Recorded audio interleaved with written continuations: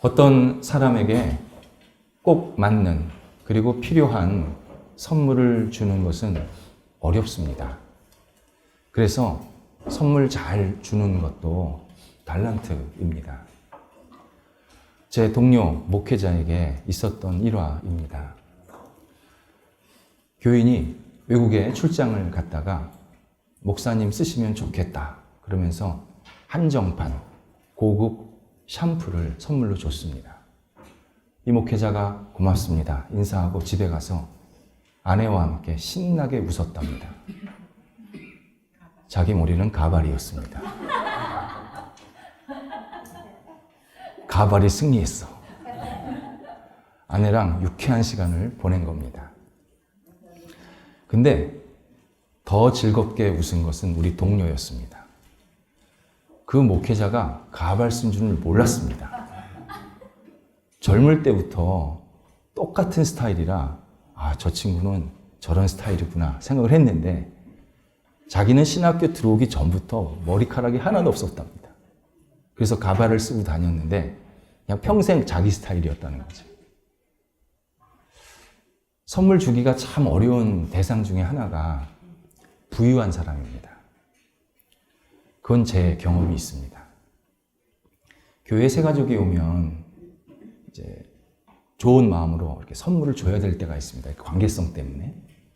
제가 그분에게 선물을 줘야 되는데 그분 너무 부자야.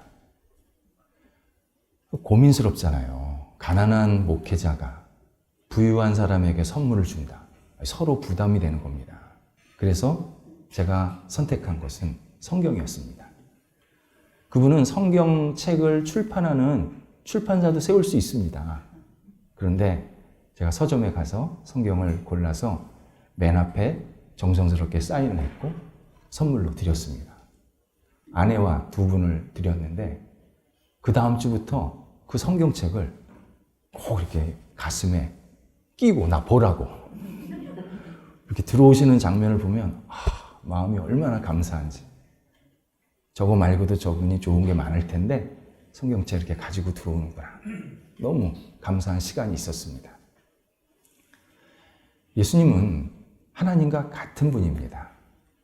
본질상 한 분입니다. 예수님 세상을 창조하셨고 전능하시고 인간을 포함해서 온 우주를 다 가지신, 다 소유하신 분입니다. 여기서 잠깐 삼위일체 하나님에 대해서 언급을 할 필요가 있습니다. 100이면 100명의 신앙인, 믿지 않은 사람은 기본이고 삼위일체 하나님을 이해하지 못합니다. 만약 저는 삼위일체 하나님을 잘 이해했습니다. 그분 조심하셔야 합니다. 조심하셔야 합니다. 이런 고민은 우리 신앙의 선조들이 엄청나게 200년이 아니라 수백 년 동안 고민을 했습니다. 분명히 성경에는 삼위일체 하나님을 얘기하시는데 이 머릿속으로는 들어오지가 않는 겁니다. 어떡하지? 그러다가 답을 찾았습니다. 삼위일체 하나님을 모르는 것은 당연하다. 하나님을 제대로 알지 못하는 것은 신앙생활을 온전히 하는 중요한 토대다. 누군가 하나님을 완벽하게 알았다 말하면 그 사람은 역사성에서 계속 이단짓 했습니다. 그런데 하나님 저 모르겠습니다. 삼위일체 하나님 잘 이해가 안 됩니다. 라고 고백한 사람들을 보니까 다 신앙이 성경적 신앙, 훌륭한 신앙인으로 마지막까지 신앙의 경주를 잘 달리는 모습을 확인했던 겁니다.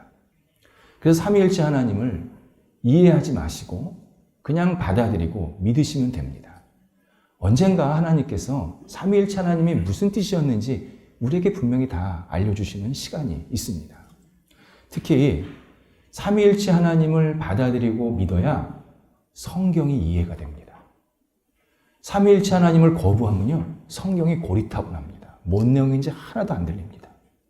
그런데 삼위일체 하나님을 받아들이면 성경의 내용이 막 역동적입니다.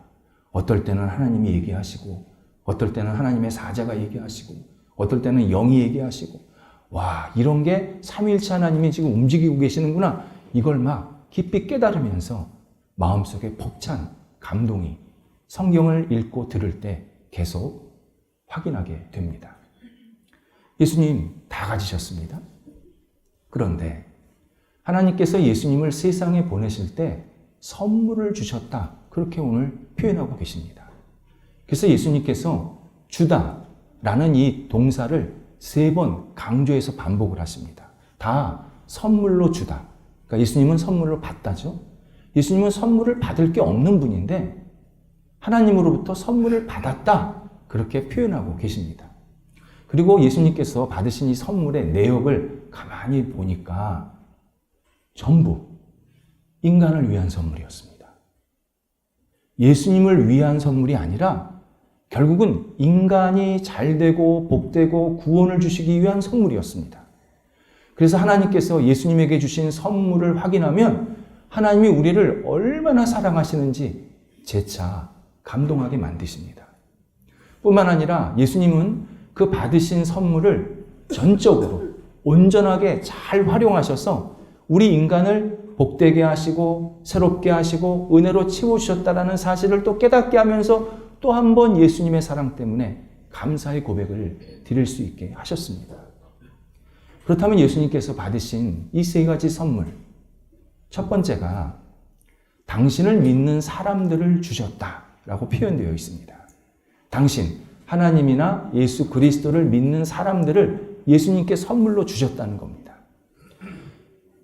예수를 믿는 사람들을 그래서 뭐라고 표현하냐면 부름을 받은 사람들이라고 표현을 하는 겁니다.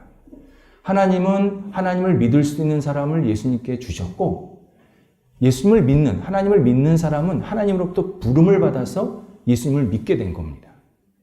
이게 같은 뜻인데요. 우리가 예수님을 믿으면 예수님께서 이 땅에 오신 목적을 제대로 이루고 있는 겁니다. 이게 중요한 겁니다. 예수님께서 하나님을 믿는, 예수 그리스도를 믿는 사람들을 예수님께 맡겼다는 것은 예수님께서 이 땅에 오셔서 그 사람들을 만나시겠다는 겁니다. 구원시키시겠다는 겁니다. 이제 확실히. 그런데 우리가 예수를 믿었다. 그러면 예수님께서 이 땅에 오신 그 목적을 제대로 이루고 있는 겁니다. 좀 다른 표현으로는 하나님께서 부르신 응답에 우리가 제대로 응답하고 있는 겁니다. 우리 삶의 목적이나 어떤 방향성에 있어서 예수 그리스도를 믿고 예수 그리스도 안에 거하고 하나님을 따르는 것만큼 최고의 하나님께 영광되고 기쁨이 되는 일은 없습니다.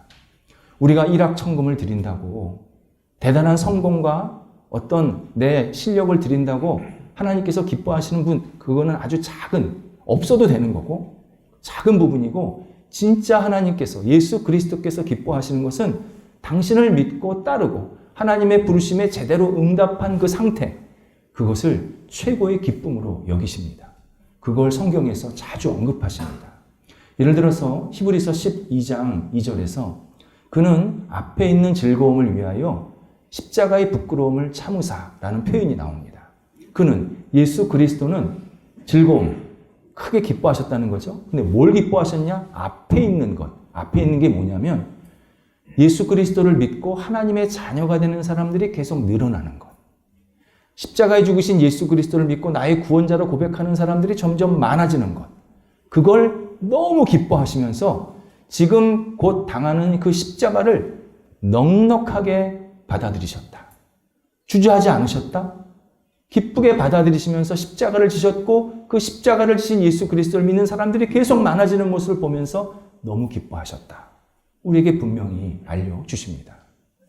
우리가 하나님 앞에 나와 예배드리고 하나님을 인정하고 예수 그리스도를 나의 구주로 고백하는 것만큼 전능자를 기쁘게 하는 일은 없습니다.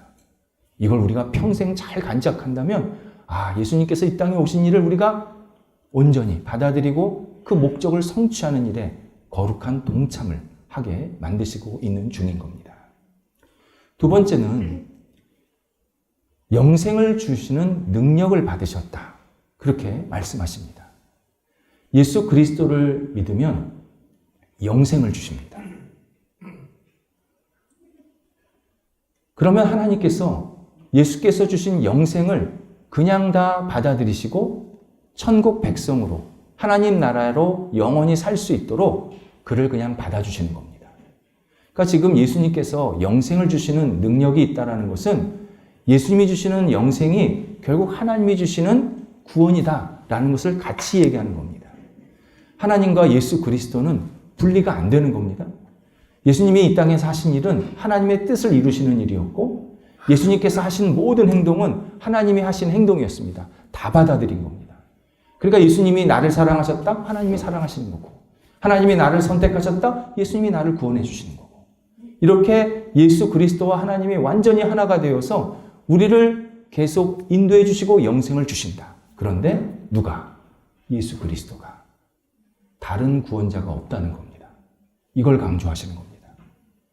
우리가 구원받으려고 헤매지 않아도 된다는 겁니다. 내가 뭔가 해야 된다. 노력해야 된다. 다른 걸 찾아야 된다. 다 가짜라는 겁니다. 예수 그리스도가 주시는 영생만 받으면 그 사람은 최고의 구원, 유일한 구원을 받아 누리는 것이고 더 이상의 구원은 없다. 그러니 예수 그리스도께 너의 영혼, 너의 삶을 맡겨라. 그러면 예수님이 너에게 영생을 주신다. 분명하게 우리에게 약속을 해 주십니다.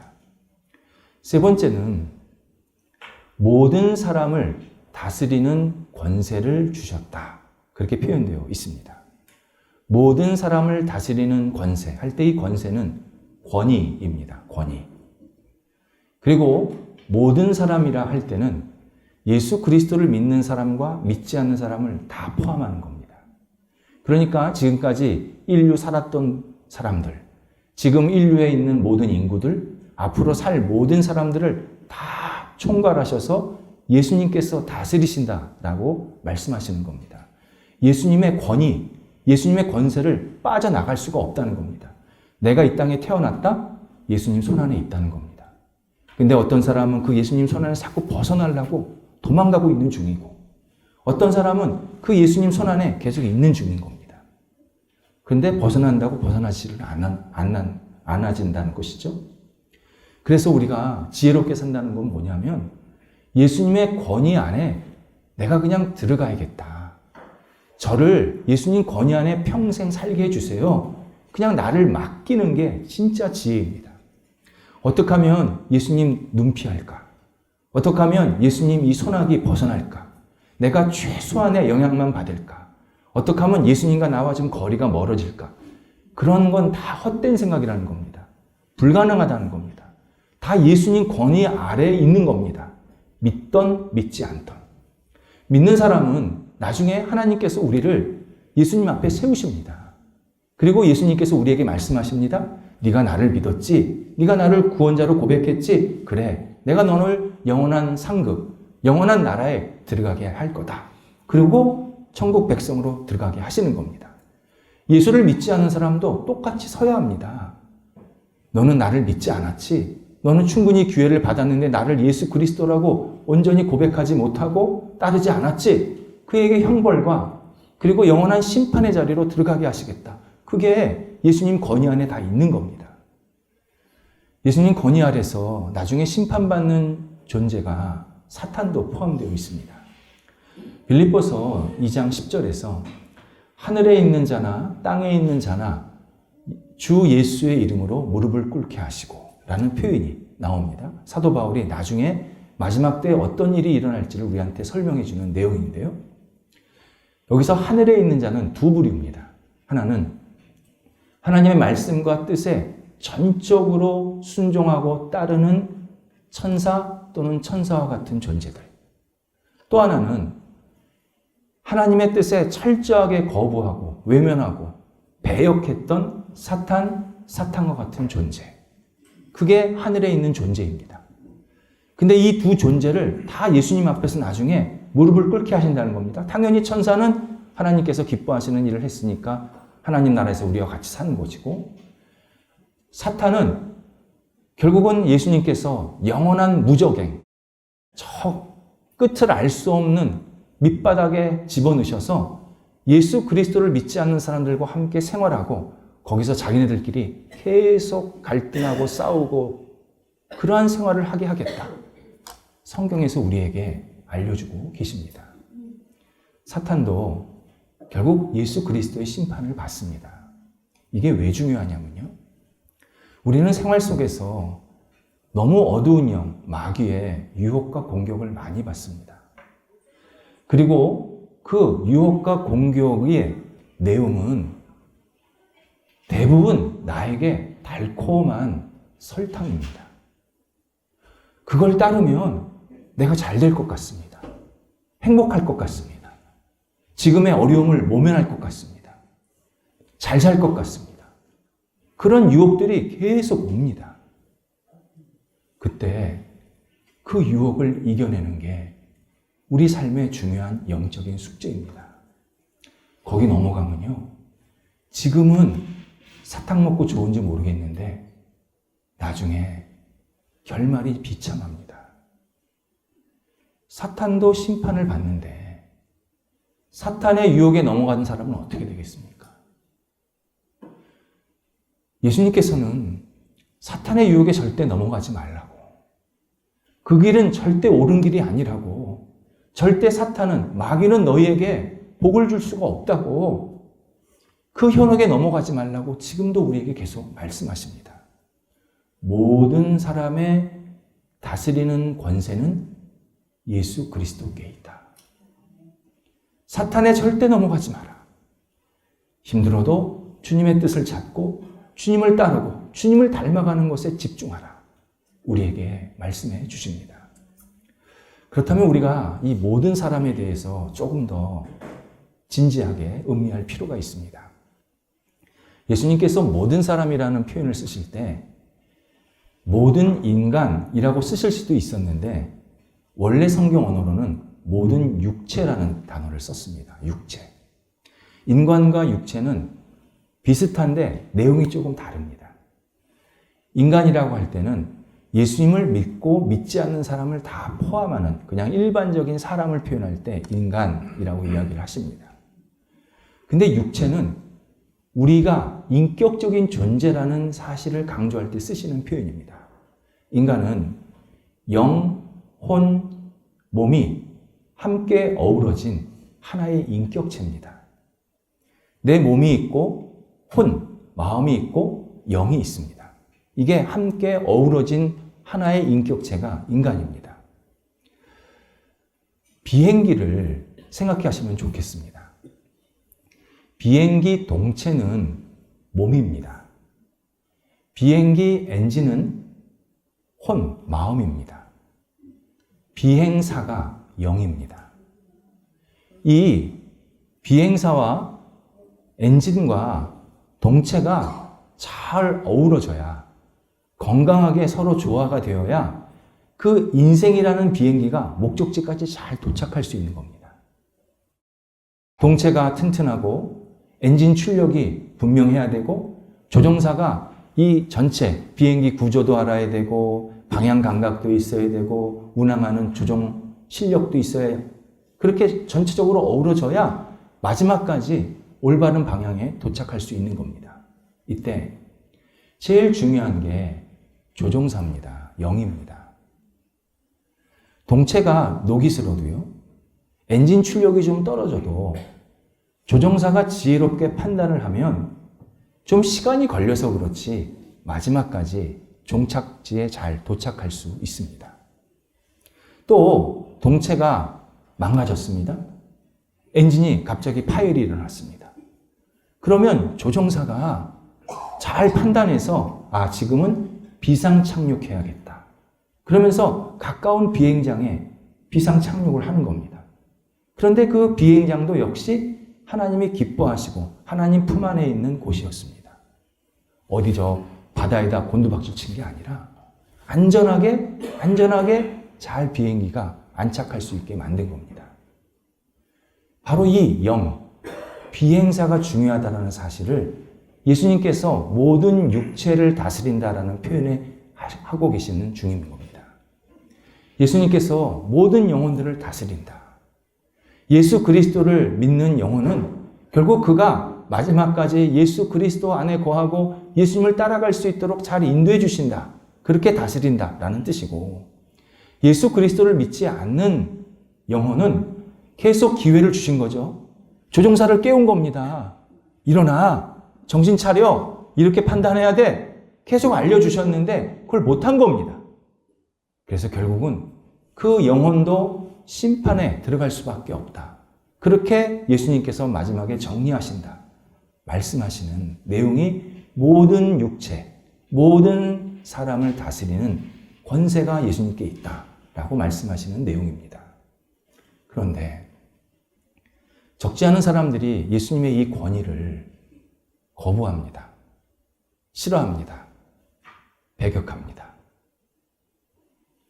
왜 예수만 믿으면 영적으로 그리고 마음이 잘 된다고 말합니까? 영혼이 있는지도 모르겠지만 왜 예수를 믿어야 그 영혼이 구원을 받고 올바른 방향을 가고 목적지로 이탈하지 않을 수 있다고 말합니까? 영혼이 있다면 그거 내 거 아닙니까? 그러면 내 걸 가지고 왜 예수님이 주관한다 그럽니까? 나는 그런 예수를 거부합니다. 나는 받아들일 수 없습니다. 지금도 얼마나 많은 사람들이 이렇게 말하고 있는 줄 모릅니다. 이러한 반대, 이러한 배격, 반역은 인류 처음서부터 지금도 앞으로도 계속 있을 수밖에 없습니다. 예수님 시대에도 있었습니다. 예수님을 보고요. 사람들이 예수님한테 반격을 한 겁니다. 누가복음 4장에서 예수님께서 갈릴리 회당에 들어가셔서 나는 지금서부터 공생애를 시작한다. 공식적으로 선포하시는 장면이 나옵니다. 이때 예수님께서 이사야 61장을 찾아서 읽으십니다. 이사야 61장 내용이 하나님께서 사람을 선택해서 은혜와 구원을 베푸신다라는 뜻이 들어 있습니다. 그런데 이때 그 은혜와 선택을 받는 사람 가운데는 회당에 있는 유대 지도자들, 형식적이고 겉으로 외식적이고 그리고 율법적인 신앙에 빠진 유대인들은 지금 하나님의 은혜와 선택을 구원을 받지 못하고 있는 상태다라는 내용이 들어가 있던 겁니다. 이걸 유대 지도자들이 알아들었습니다. 그리고 예수를 공격하기 시작합니다. 당신이 뭔데 우리한테 하나님의 은혜가 없다 그러느냐? 당신이 뭔데 우리는 구원받지 못했다고 그러느냐? 우리는 당신을 싫어한다. 거부한다. 배격한다. 그때부터 예수님을 죽이는 모의가 시작이 됩니다. 놀랍지 않습니까? 공생애를 오늘 시작했는데 예수님께서 이제 너희에게 내가 은혜 베풀 거야. 구원을 베풀 거야. 하나님이 부르신 사람들이 있어. 라고 시작을 하셨는데 그때부터 예수를 공격하고 미워하고 죽이려고 하는 사람들이 생겼다는 겁니다. 그게 지금 우리 시대의 현실입니다. 그런데 이상한 일이 있습니다. 정말 놀랍도록 이상한 일이 있습니다. 예수님이 영생을 주시는 권위를 배격하면서 그 영생을 주는 권위를 내가 가지려고 합니다. 내가 주도하려고 합니다.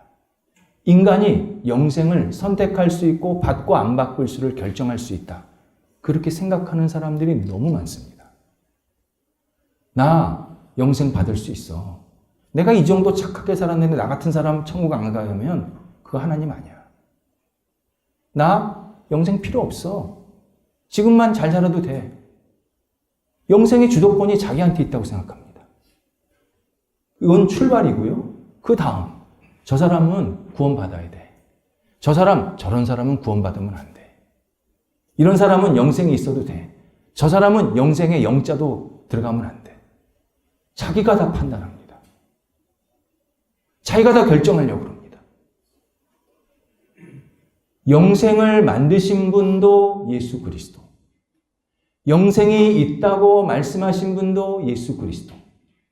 그 영생을 위해서 이 땅에 오시고 십자가에 죽으시고 부활하신 분이 오직 예수 그리스도 그분 한 분인데 우리는 그 예수님 싹 다 빼고 영생이 있다 없다, 구원을 내가 받겠다 안 받겠다, 저 사람은 구원이 있어야 된다 없어야 된다, 자기가 다 결정하려고 합니다. 이게 성경에서 말씀하시는 죄고 심각한 모순입니다. 그래서 우리가 이 땅에서 가장 지혜롭게 사는 길은 빨리 예수 그리스도의 그 권위, 영생을 주시는 권위, 나를 다스리시는 권위, 나를 불러주셔서 내가 하나님 안에 거하기를 원하시는 그 간절함을 기쁘게 받아들이고 주님의 권위를 온전히 따라가는 모습, 이게 진짜 지혜로운 인생의 모습입니다. 요한계시록 7장 10절에서 구원은 보좌에 앉으신 우리 하나님과 예수 그리스도 어린 양께 있도다 선포해 주셨습니다. 사람들이 구원이 있다 없다, 저걸 믿으면 구원을 받는다 못 받는다, 왜 꼭 구원이 예수님만 믿어야 되느냐, 다른 거 믿으면 구원 된다, 백날 얘기해봤자 그거 지방방송입니다. 본방송에서 딱 얘기하십니다. 구원은 보좌에 앉으신 하나님과 어린 양 예수 그리스도께 있도다. 끝. 우리는 늘 겸손하게 예수 그리스도께 기도해야 합니다. 예수님, 제가 예수님의 권위를 받아들입니다. 저와 저희 가정과 제 관계성, 제 모임에 온전한 최고의 권위자로 함께 하옵소서.